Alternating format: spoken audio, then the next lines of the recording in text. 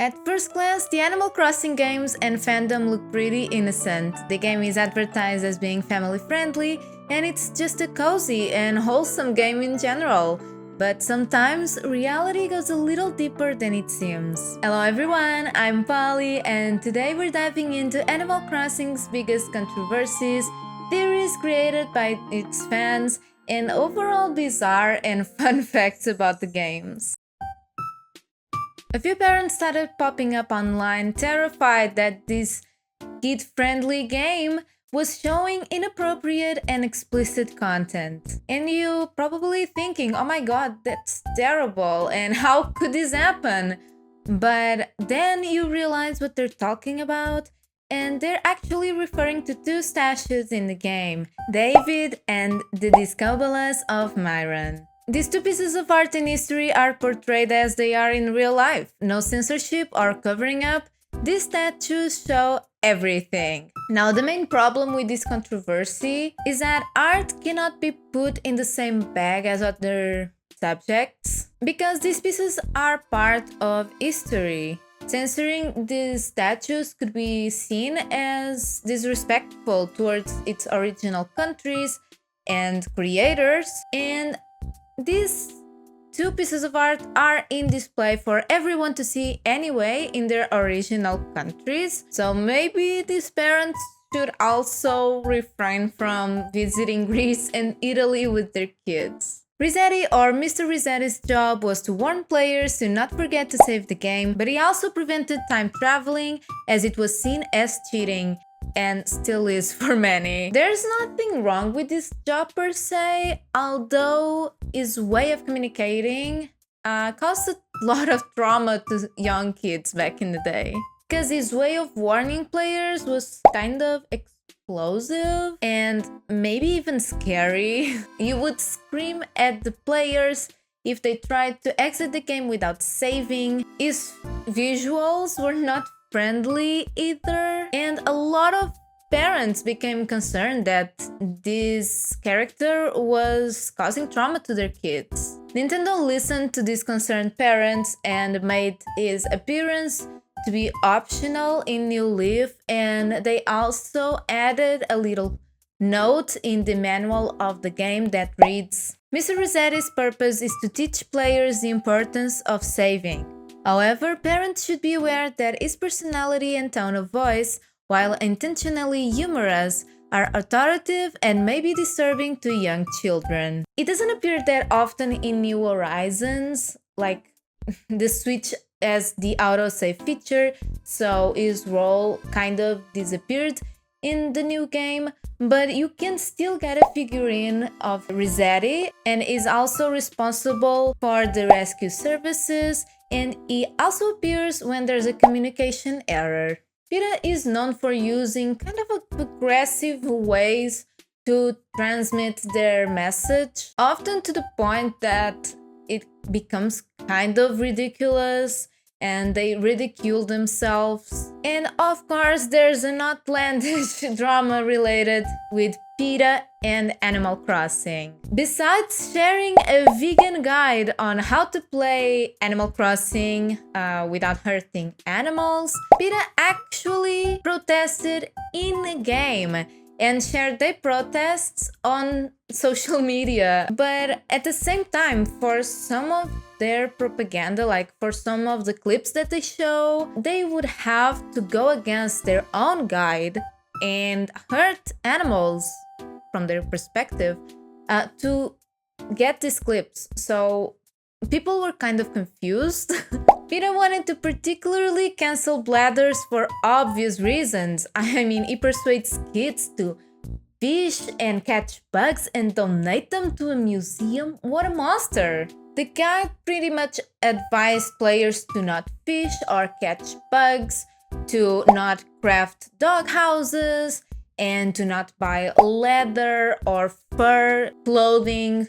And although protesting a lot of aspects of the game, PETA actually ended the guide praising Animal Crossing and Nintendo because they created a game where animals have personalities and you can live in peace with animals, and everyone has a different role, a different and important role. So they basically salute Nintendo for creating this safe digital space. The user StardewLeaf shared a photo on X, formerly known as Twitter, of a character with afro puffs, miscalling them space buns and saying they're cute. Soon enough, people stormed her account, saying how racist she was for miscalling this hairstyle. People called her racist for using an African hairstyle and calling it space buns, arguing that you can clearly see a difference in texture from the African hairstyles and the rest. People were defending that the new black hairstyles should only be used by black players since they were introduced to these players specifically, and a non-black player using these hairstyles was considered cultural appropriation. There's a big division amongst players. On one hand, we have these players that straight up call this user racist and ignorant, while others defend that it's not that big of a deal, it's just a video game, you don't have to turn everything political, and pretty much no one could come to like a solid conclusion of if she was racist or not. It got to the point that the user had to contact Nintendo directly, and their response was that everything your character can wear is allowed for everyone, and she should ignore the people calling her racist online. Continuing with another racism-related subject, in 2005, which was almost 20 years ago, Nintendo sent pre-played copies of Wild World to different media outlets to advertise the new feature that allowed to connect that game and city folk, but there was just a teeny tiny problem with this. Barbara would greet players with the N-word. Back then, the concern that stores like GameStop that sell second-hand games could be selling E-rated games with some explicit or offensive or racist content, and parents, again, were very concerned about this. There was a particular concern about Nintendo games because games from other consoles would store the data in the console and not like in the game's disc or anything, while Nintendo games would store the data in the cartridges themselves. I'm sorry, I was having a lot of trouble saying that word. But GameStop guaranteed back then that all the cartridges were reset and people didn't have to worry about the games having offensive content in them. And this was probably just an isolated incident. And truth be told, this incident didn't happen outside of these copies that were distributed to these media outlets. Nintendo ultimately responded. Previously played copies of the 2005 DS game Animal Crossing Wild World were sent to 14 members of the media to demonstrate the ability of players to transfer items to the new Animal Crossing City Folk for Wii. We regret that an offensive phrase was included without our knowledge via a wireless function that allows user-generated catchphrases to spread virally from one game to the next. This version is limited to 14 copies created for media review purposes only and is not available at retailers. We sincerely apologize for the incident and are working with media who received the game cards to return them to Nintendo immediately. Star Tree started to make an appearance on the internet around May 2020 and consisted in many trees modified and shared by users with special islands. This is a sensitive topic, so I'm not going to call these islands by name, but if you know, you know. Basically, these trees, instead of having fruits or money, they had star fragments. They were used solely for an aesthetic purpose and were super popular amongst fantasy, fairycore, and other islands where glowing stars would add an extra touch of magic, and they were 100% harmless. A lot of people loved them, and there was nothing wrong with them, honestly. So, what's the problem with the trees? Well, these special islands are not really approved by Nintendo, and some Nintendo fans like Perlisify, I don't know how to say his name. I've never heard of him before this. We'll talk about him later because he's going to be like the main character in all of this.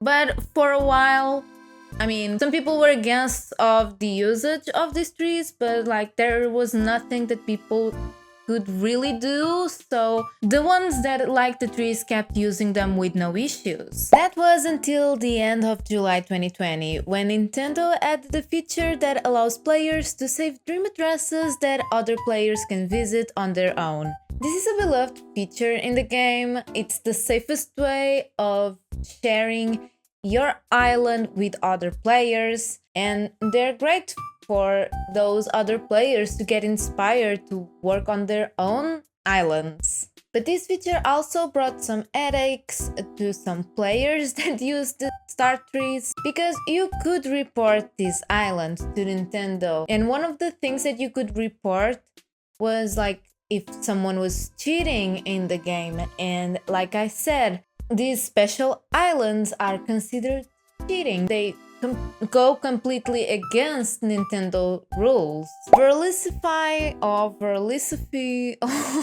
how you say his name, basically used and abused this report feature, and even uploaded a video where he would visit islands with star fragments just so he could report them. At the moment, that video is deleted, which I find it kind of funny. And not only that, he urged his audience to do the same. Nintendo obviously had to step in. I mean, this is supposed to be a cozy game, a safe space for people to be creative and to be original and have a supportive community behind it. And now many players were in fear that the islands that they worked on for so long were going to be deleted because they were going to be reported. But Nintendo had to decide if they would go against their own rules and stay beside the players and allow these star-free fragments to exist, or take side with the people that follow the rules that Nintendo imposes and that use the tool that was given to them for that purpose. And the whole drama came to an end after Nintendo finally introduced the patch 1.4.1 to the game on the 5th of August on 2020 that made it impossible to have star fragment trees on your island. Basically, even if you bought one or got one from someone with a special island, when you planted on your island, there would be no star fragments. They would be just regular money trees. Of course, that this decision upset many players, because this whole thing basically happened because of that YouTuber and his followers that basically were witch hunting people that had such an innocent item in the game. And many people see him as a villain on this community still to this day. On February 25th, 2021, Isabel shares an announcement that excited many but also disappointed a lot of people. The Sanrio collab was back, and the new Sanrio packs were going to be sold exclusively at Target and would be available on the 26th of March the same year. So fans only had to wait like a month to get these amiibo cards. Of course, people outside of the US were kind of mad because why is it Target exclusive? Why isn't it coming to Europe? But then, you know, this is a big community and people basically accepted their fate and were hopeful that people that actually got the packs would share some of the items that the packs had included. But then the 26th of March rolls around and, you know, players were informed that they had to pre-order the packs online on the Target website or app, I'm not sure. And then they would have to pick the packs at the store. And I believe it was like 1 pack per person. I can't confirm that. So people obviously were glued to their phones or computers waiting to get the packs. Like they were refreshing the pages and they added, as soon as the cards appeared on the site, on the website, they put it on the card, and when they were about to check out, an error message would appear. And obviously people started freaking out online and sharing their experience because the packs were actually sold out. Some people called their local stores and got some packs aside and got them later. Some other people just went to the store and got the packs. Many people didn't get the packs, and a lot of people were complaining online because how could a whole collection sell out in like a fraction of a second? It had to be bots, it had to be a glitch, it had to be some kind of trouble that people were not understanding. Overall, it was a giant mess. Soon after all of this happened, a bunch of listings were showing up on eBay for outrageous prices. I couldn't find any listings on my research, but I remember back then it was crazy. For some reason, now they're pretty easy to find, not even only on the US,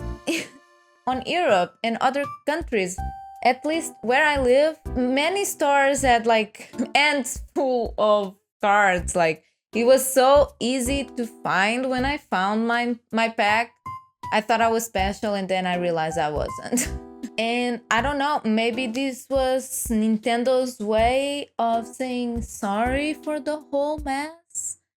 I don't know. It's still weird to this day. Raymond, just a smug cat introduced in New Horizons. The thing is, people went absolutely insane for this cat. All because he has heterochromia iridum. Sorry if I'm mispronouncing. A condition that basically makes people have different colored eyes. And that's it, I guess. And maybe his style? Before I dive into this controversy, I just want to point out that I see many people saying that Raymond is the only villager with this condition, when it is not true. Hugh and Tasha also have different colored eyes. Tasha has the same heterochromia type as Raymond, and I believe Hugh's is a different type, but it's still the same thing. People keep favoring some villagers over others. Because Raymond was introduced in New Horizons, at first there were no amiibos for him, like for him or for the villagers that came out in New Horizons. So it was kind of harder to get, which led to people that actually got him to sell him for astronomical prices. You either had to pay millions of bells or Nook Miles tickets or even real life money. Yes, people bought Raymond for real money. And not even just...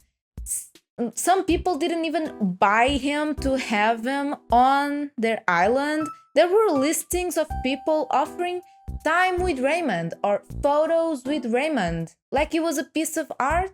Of course, because of this whole crazy trading world and selling world of Raymond, a lot of people got scammed out of their in-game currency and real-life money.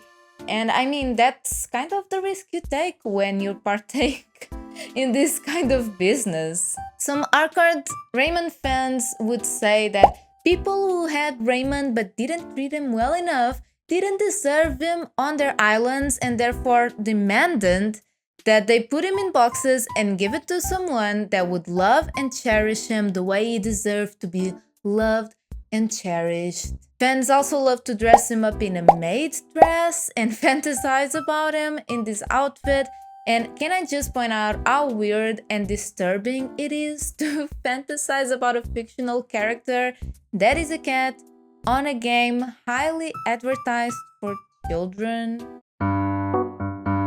Have you ever noticed that shop owners always follow you around whenever you're inside a store? But then, if there's like a villager inside the store, they don't really care about the villager, like the villager is like non-existent to the shop owner. Maybe they're just suspicious of us because we're the only humans around, or as ACFanLol XD 2007 on Reddit suggests, this behavior could reflect how racist and xenophobic people are in real life, and how the fear for the people that look different from them may result in inadequate behavior, and they may have a suspicious kind of response, leaving the other person feeling uncomfortable and out of place. This theory started circulating when people started asking, what was Isabel drinking at the resident services? She's often seen with a beverage next to her, like a dark toned beverage on the rocks, and many people started speculating that it was whiskey. And it didn't help that in Japan there was a campaign educating Japanese people on the differences between whiskey with an E and whiskey without an E.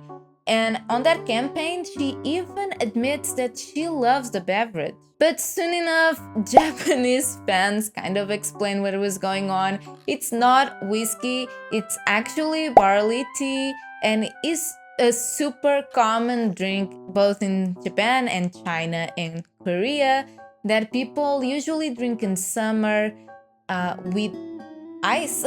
This is a highly believed theory. Yokai are mythical creatures from the Japanese folklore, and Noperabo is a type of faceless humanoid that, although armless, likes to mess around with humans and prank them. Blanca's role in the Animal Crossing series depends on the title that you're playing. In Animal Crossing, she would appear randomly in your town and would have hiragana characters drawing a face that could read Eno Eno Moheji, a very common doodle among kids that translates to funny face. In New Leaf, Blanca appears on April Fools and will disguise themselves as villagers, and the player is asked to guess which one is Blanca. Their appearance in April Fool's Day reinforces the belief that they're an operable pranking the player. By the way, I reference Blanca as them because they actually have two different genders depending on the country that you're playing in. I will touch on it later. Emilia from Unwritten shared their problem with Bladder's fossils and his collection, and also her theory for why it might be happening. She writes, Bladders proudly displays a full Spinosaurus in his collection. Spinosaurus aegyptiacus is named for his stunning high back spines after its discovery in Egypt in 1912. For those who were not obsessed with dinosaurs as a child, we know that this fossil is the holy grail of fossils. There has only ever been one Spinosaurus spine found in the entire world. Not only that, a World War II bomb raid in 1944 from Allied forces completely destroyed the fossils while they were sitting in a collection in Munich. So, how can we find these fossils and donate them to Bladders and the museum? Emilia has three possible answers. Either Animal Crossing exists in a parallel world where World War II didn't really happen, Bladders is fabricating fake fossils, and lastly is illegally smuggling paleontological materials and keeping the fossils from public view or research. If he is in fact fabricating fake fossils, I think we all know who could be working with them. Red. Maybe the island isn't really Tom's, and in reality it belongs to Bladders, and he went there so he can't really pay for his crimes. I'm not sure if this is a theory or if it's just like public opinion, but many people believe that KK Slider is a nudist. The most common explanation is that he's a dog, and more than that, a musician dog. He's a rebel. He doesn't answer to society's imposed rules. He has been seen wearing clothes though in other titles, so no one's really sure why he doesn't wear any clothes in New Horizons. By the way, Blathers and Celeste don't wear any clothes either, but I guess they're subtle enough that no one notices. There's no doubt that Champ and Porter are extremely similar to another. But are they the same monkey or are they just related? A lot of people believe that there's the same monkey because besides the looks, Champ's catchphrase is choo-choo, like a train, and is on his interior he has a train model. And besides that, Porter and Champ have never been seen together. Other fans don't believe that they're the same character, but they're related somehow. Maybe they're cousins, maybe they're brothers, maybe father and son, or maybe Champ is the second Porter. In New Leaf, Porter is seen at the train station 24/7 and supposedly only leaves the station to celebrate when there's a renovation done to the train station. So, who's conducting the train? Many don't believe this theory because their birthdays are different, but Porter's e-card actually reveals that he has a brother, so maybe it's Champ? Some players speculate that your character is a kid that ran away from home, and that is why they moved to a place where they don't know anyone, they don't really have like luggage or money, and the sizes of the objects in game make your character look tiny. And there's also Mom constantly sending letters. From what I've gathered, it is not believed that the character ran away from home for a bad reason, for a negative reason. I think it's more like running away and going on an adventure, kind of running away. This may even be like his imaginary place where they run to when they're like playing pretend. I haven't seen people speculate this part. It's just like my opinion. Like, I think it would make sense in some ways, but it would make sense that the player gets to know a bunch of animals and create their little world. Other players believe that instead of running away, the character actually died and is now in heaven. From what I've gathered, there are two main proofs for this theory. First of all, the Animal Crossing games are relaxed. There's literally nothing to worry about in this game, nothing supposed to stress you out, and you get to hang out with a bunch of animals without adult supervision. About the letters and gifts from Mom, Haley from Animal Crossing Tumblr theorized that the gifts Mom sends are objects that she places on the grave, and maybe she writes letters to cope with the loss. These letters also have a nostalgic feel to them, with Mom describing how their kid came across their mind and that they've been thinking about them.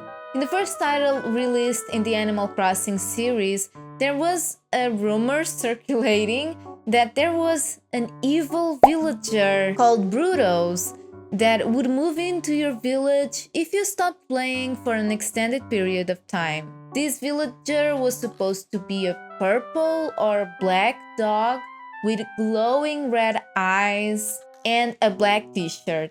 His interactions could go from speaking in binary to crashing the entire game when the player would enter their house, or completely deleting the village once you meet him. It kinda depends on the person that is telling the story, basically. I find it interesting that Mac is called Brutos in the French version, and he resembles the supposed image of Brutos. maybe Nintendo embraced the theory? This theory is kind of dark and suggests that the player is lured into a scammy situation as soon as they enter the train and start heading to this new town. You have nothing but the clothes on your body and you're automatically trapped into a loan that you didn't even ask for. The residents of this town simply decided that you belong here now. They make you the mayor, but you never see a salary, and somehow you're expected to pay huge amounts of loans and help Tom Nook fund public works and laws. The museum seems finished from the outside, but then you enter and it's all empty, and it's your job to get stuff to fill the museum. And you can never leave. You're literally trapped in this town forever. Belty suggested on the Beltree forums that Gulliver is trapped in a time loop as a punishment for his mistakes, and every time you help him get in contact with his crew, the loop repeats before he can reach his crew or family. They explain him knowing your name every time you talk to him, by referencing that maybe the player is like the chosen one, like Tom Nook chose you because you have the ability of being like a bridge between reality and this cursed loop. And Belty even finishes this theory with the possibility of existing a new option when you interact with Gulliver, allowing you to ask him, isn't it time to go home? This will make him break free from the loop, and ultimately, your island will disappear, your save file erased forever, as the credits roll to an empty black screen with no music, while the enormity of your life decisions weighs heavily upon your conscience. Forever. In New Leaf, your role in the game is being mayor, but you get that position kind of randomly. It's explained that the villagers from that town thought that you were the mayor that they were expecting, but it was all just a huge misunderstanding. But anyway, you're going to be the mayor now anyways. What if none of this was a misunderstanding and there was something bigger and more powerful than you that decided that you're going to be the mayor, either if you want it or not? Everyone knows who you are to an extent. You keep showing off the stuff you catch to someone or something invisible. The position of the character even suggests that they're pointing it upwards, and everyone wants to impress you and know your opinion. You choose who has permission to stay and who should be gone. And yet you can't leave the game without saving, or you'll have Rossetti screaming at your ears. Maybe you're powerful, but like you're not powerful enough that you can do any of the progress that you made and start over. Maybe you're just God's puppet and you're only allowed a certain amount of power. It is highly believed amongst Animal Crossing fans that Tom Nook and Red used to either have a bitter relationship that ended after countless fights because of their clashing personalities, or were business associates. You can even find references of an incident between Tom Nook and Red. Others believe that the bitter relation between the two characters comes from the Japanese folklore, where Tanuki and Kitsune, although having a similar origin story and super similar actions, are in fact rivals, since they're often mistakenly viewed as the same creature, and also because of their capabilities. Tanuki refers to a raccoon-like creature that uses their abilities to make humans look dumb and profit from it. They're not necessarily bad, and you can even find references of this creature in a lot of commercial areas in Japan. Kitsune, on the other hand, are straight-up bad spirits that use their abilities to fool and scam humans. As you can guess by now, Tom Nook is supposed to represent the Tanuki and Red the Kitsune. You can see them being business associates because they both have this thing in common. They want profit, they want money, and they're not afraid of using their capabilities to get to that money and that profit. The problem is, Tom Nook gains his money by selling real stuff, real houses, real items.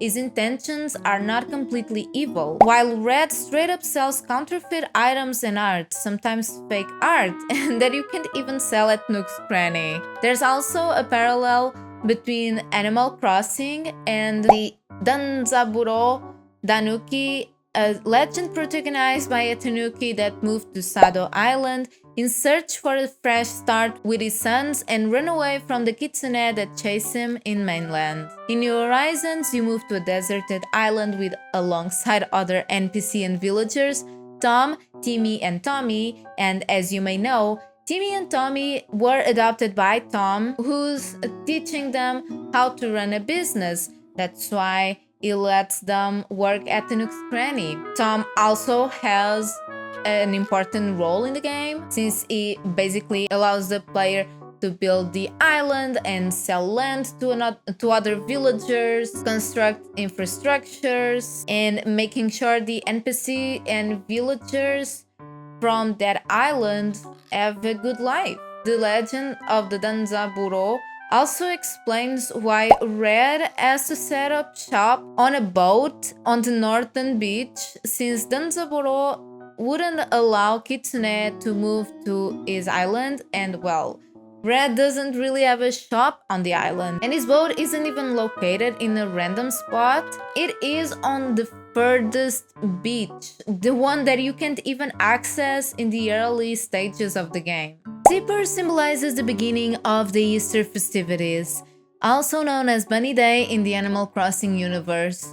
Is a yellow bunny that jumps around on your island with super bright blue overalls and a big smile. Or is he? Players started speculating that Zipper had something sinister behind him after his behavior started to be kind of questionable. When players would try to see his back, he would shift his mood and be super aggressive to the players, saying that they shouldn't look at his back and that he is a real bunny. Something else that it was disturbing was the fact that if you look at him from a distance, he will stop jumping around and will sigh and look tired and sad. Zipper often tells players how uncomfortable he is on his suit and how unhappy he is with his job. So people started asking, what if this is a costume and there's something else inside of this bunny costume? And there's some debate on who's behind the mask. Some people speculate it's Phyllis, since she also hates her job, but other players contradict this theory by pointing out that she can be seen in other parts of town while Zipper is around, which make some people believe that she would trade with Pally, her sister. Tyler from Big O Entertainment suggested that since she's a pelican, she can just fly and see where the player is headed whenever she notices they're getting kind of suspicious, and create alibis for herself. And after the player stops being suspicious, she goes back to being Zipper. But he later confirmed that it's not true. Some speculate that Tom Nook is behind the costume. Of course, Tom Nook had to be one of the possibilities. He's always everyone's favorite target, but many disagree with this theory. Others believe that Zipper T Bunny is Tortimer, mainly because of the T in his name, from what I've gathered, but he's also seen in different places at the same time as Zipper, so that couldn't be true either. MadPat from Game Theory has also theorized that it's Dad behind the costume, trying to spend time with the player. I mean, he's not a very present dad. Maybe he's trying to spend time with their kid, dressing up as a Easter bunny. My only question is, why such a creepy bunny? I've also seen the theory that Zipper is just an overall disliked villager and is trying to connect with the other villagers and the players, make some friends, but their personality come through sometimes, and that's why he's sometimes kind of rude and has this creepy vibe. But what if you don't have a disliked villager on your island or town? Is it like an outsider? Another name that I've seen being referenced alongside this theory is Red. Maybe being Zipper is like his community service for the crimes that he has committed. And I mean, that would explain why he hates the job and the costume. There's also the real possibility that Zipper was just a normal bunny that got a zipper stuck on his back for some dark reason, and now is forced to being the Bunny Day mascot. Independently of Zipper's true identity, one thing remains. He is creepy, and not only to the players but also to the villagers. He is an unsettling presence on the island, and the event itself, it's kind of annoying, leading to many people to completely skip the whole event so they don't have to interact with Zipper and his ex. In Wild World, your character would wake up on the backseat of Captain's car or taxi, and many speculate that you're being kidnapped, and Captain was instructed to bring you to this town where everyone's already waiting for you. Captain's character is inspired by Kappa, a folklore creature in the Japanese culture that kidnaps little kids to eat them. It references cucumbers in a lot of his songs, and cucumbers are Kappa's favorite food. Besides little kids, of course. In this theory, instead of Captain kidnapping you to eat you, it actually kidnaps you to bring you to Tom Nook and gain some money for it. Upon your arrival, you're forced to pay a loan and work under Tom's command. Captain also sings the line, "Cloudy skies mean storms and storms cancel dinner." That may suggest that when it's raining, kids don't play outside, so like his dinner is cancelled. Every once in a while, Gulliver will appear on your shores, completely knocked out, and when you finally wake him up, he asks for your help to find his communicator parts. After he assembles his device, you'd expect his crew to be excited and to be moving to get him on board again, but they don't really respond to him. And this happens constantly, and it always goes the same way. Something else that is intriguing is the fact that the parts are buried in the sand. If it just landed on your island after being afloat, wouldn't the parts be like next to him, maybe scattered around him? But why are they buried? It's like someone went the extra mile of burying the parts so he couldn't get his communicator back and couldn't get back to his crew. Now, why would they want to get rid of him? I have no idea. This is one of the darkest theories that I've found, and it suggests that Blathers and Brewster are not best friends at all. Blathers actually wants to eat Brewster. Owls eat pigeons in real life, and Blathers is an owl, Brewster is a pigeon. Maybe Brewster calling him friend is just his tactic for you to help him find Brewster, because I feel like players wouldn't be that compelled if he straight up asked for you to find his dinner, right? I think this is like one of the most believed, if not the most believed theory in Animal Crossing, and it is that your character died and you are in purgatory. This explains why your character never asks themselves, why am I talking to animals? Where are my parents? And everything in the game tries to keep you motivated, but why? First of all, your character doesn't really have a backstory. You have no idea why you're moving to a new place, and you have no recollection of your life before this moment. This theory suggests that happens because your character died, but they don't really realize that they're dead.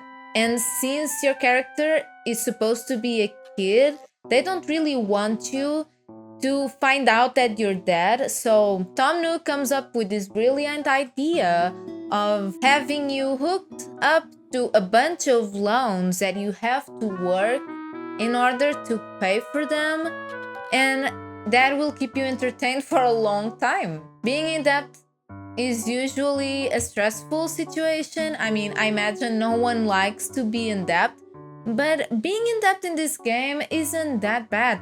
You don't have a due date to pay for your loan. No one really forces you to pay for your loan. Honestly, you're paying the loan because you want to. You're not allowed to leave the town or the island because you can't go back to life. Although you can travel to other environments through dream addresses, and it's like if your character is trying to escape the island or the town, it means that they're getting bored. They will start questioning what they're doing there. So the villagers, Tom Nook, I don't know, came up with a solution, and that allows you to explore other places, or you think there are other places.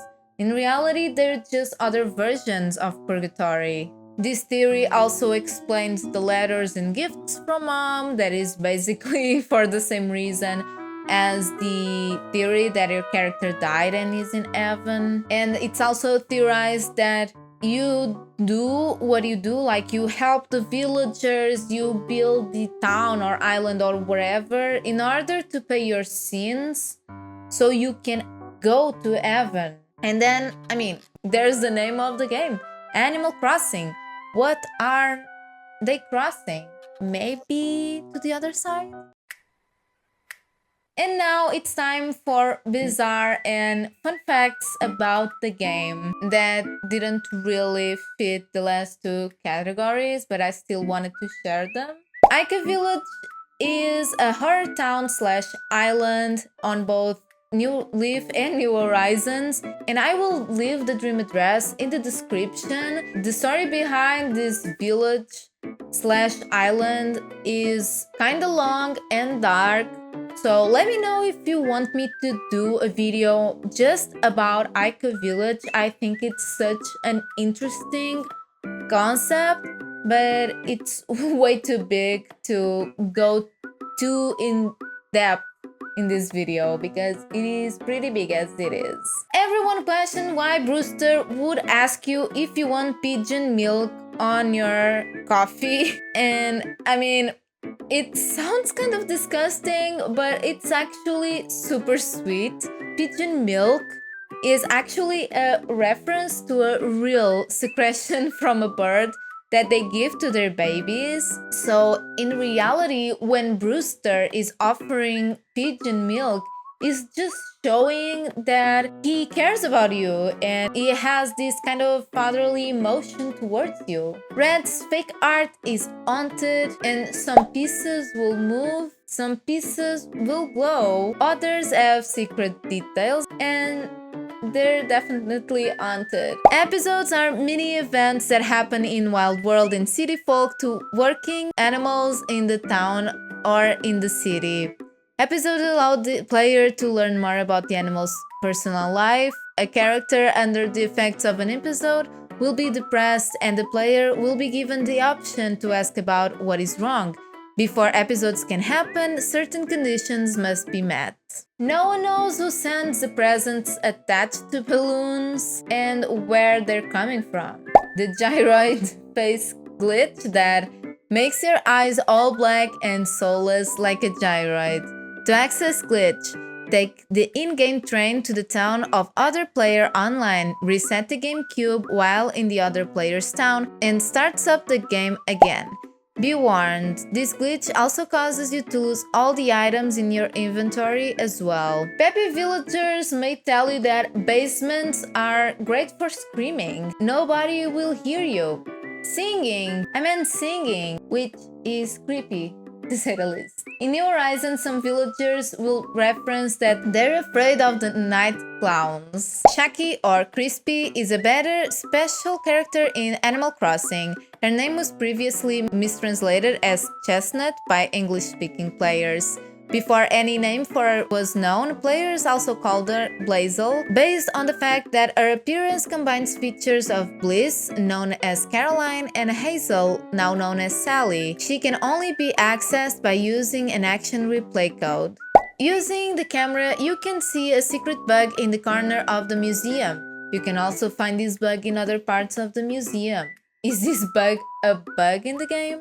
There's a list of unseen characters for multiple titles in the series. This list consists of Clerk, Dad, MC, Gyroid, Hayseed Hilda, Legal Eagles, Little Mac, Mom, Mopina, Raccoon Goons, Santa Claus, Satoru Iwata, The Singing Bug Boy, Tiny Tommy Hicks, Unnamed Fugitives, Unnamed Police Officer, Vicious Volvini, Wishy the Star, and Wisp's Masters. The whale is an Easter egg found in the GameCube titles while traveling to the island on Captain's boat. The game's code confirms it is a whale, and its associated data is called whale_data. In the early installments of the game, players are heavily encouraged not to play at night. This may be because there's not much to do at night in the older titles, but some people also claim that the music is unsettling and it feels almost wrong to play at night. KK Slider's appearance is different both from the player and the villagers. He is the only character in the game that doesn't have this chibi aesthetic. He has more human-like proportions. Some villagers may even point out how odd he looks in the GameCube game. And they don't even point out that he's tall or he's naked. They say his face is dog-like. Why would they phrase it like that? Isn't he supposed to be a dog? Dongwu Senlin is a part of Dobutsu no Mori released for the Aiki player in China. It was released on June 1st, 2006, 5 years after the original Nintendo 64 version, and it was the last game released for the Aiki player. Dongwu Senlin is the only mainline Animal Crossing game to be released in China. Dongwu Senlin features numerous localization changes to items, events, and textures. There are secret KK Slider songs that you can only obtain by requesting him directly. In Dobutsu no Mori Plus, and Animal Crossing, KK song I Love You and 2 Days Ago. In Dobutsu no Mori E Plus and Wild World, My Place, Forest Life, and To the Edge. In City Folk, Stale Cupcakes, Spring Blossoms, and Wandering. In New Leaf, Hypno KK, KK Stroll, and KK Island. In New Horizons, Animal City, Drive-In, and Farewell. There's also KK Birthday that you obtain on your birthday, except in Dobutsu no Mori E+, and the secret songs don't usually have KK in the name, and even the ones that do have KK in the name don't have it in the Japanese version. There's a super rare dialogue option, and I say it's super rare because I've only seen one video of it, where a snooty villager will sing when they're happy, which is rare by itself in the GameCube installment. I wasn't really able to check if other personalities could trigger this dialogue option. Crafting with or customizing a tool will restore its durability. Timmy and Tommy are not related by blood to Tom Nook. Lucky was given his bandages following a bizarre fishing accident involving a hook and a two bass. Isabel's name is a pun due to the shape of her head that resembles a sack of bells. Gracie, Sahara, and Blanca are males in Japan and Korea and females in the rest of the world. Gracie's change of gender is due to the fact that they're depicted as a okama that can be translated to queer, and Nintendo thought that it would not be well received in the Western countries since they can either be seen as cross-dressers or as a transgender woman. And wow, that was a lot, and I'm probably missing something. Is there anything that you would like to include, like a controversy that I didn't really talk about today, a theory that you find interesting, or I don't know, something that you find interesting about the game? Let me know in the comments. It actually took me way longer than I thought to put this video together. But you know, I'm fascinated by this game, and I haven't been in the community, in the Animal Crossing community, for that long, and I love to learn about the series and the community, so please share everything that I might have missed in this video. Also, thank you so much for watching. I know this was a big one, and if you enjoyed it, I would only ask you to leave a like and subscribe to the channel if you haven't already. It helps me out so much. And this channel is my absolute passion, and I would be so grateful if you'd like to support me. If you don't know what to watch next, I made a video a while back about what the next game in the series may look like. So if you're interested in that, just have to click right here. Thank you so much for watching, and I hope to see you next time. Bye!